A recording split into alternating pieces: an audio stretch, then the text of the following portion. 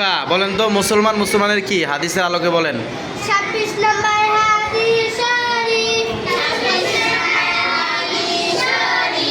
আল মুসলিমু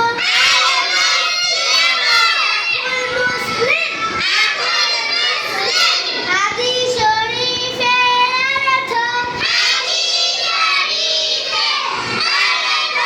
মুসলমান মুসলমানের ভাই। মাশাআল্লাহ, আমাদের রিফা ওর বইয়ের 26 নম্বর হাদিস থেকে বলেছে। এটা হচ্ছে সহিহ মুসলিমের 5678 নম্বর হাদিস।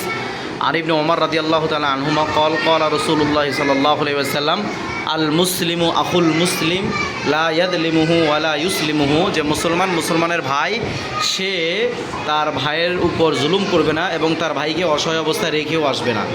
এই হাদিস আমাদেরকে তিনটা বার্তা দেয়। এক নম্বর হচ্ছে মুসলমানকে নিজের ভাইয়ের মর্যাদা দিতে হবে, নিজের ভাইয়ের মতো তাকে সম্মান করতে হবে, ভালোবাসতে হবে।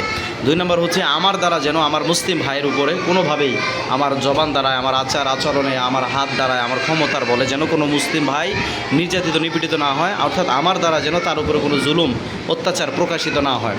তিন নম্বর হচ্ছে কোনো মুসলমান যদি কোথাও নির্যাতিত নিপীড়িত হয়, অসহায় অবস্থায় থাকে, দুরবস্থায় থাকে, তাহলে আমি আমার জায়গা থেকে যেন তাকে ছেড়ে না আসি, বরং তার পাশে দাঁড়াই।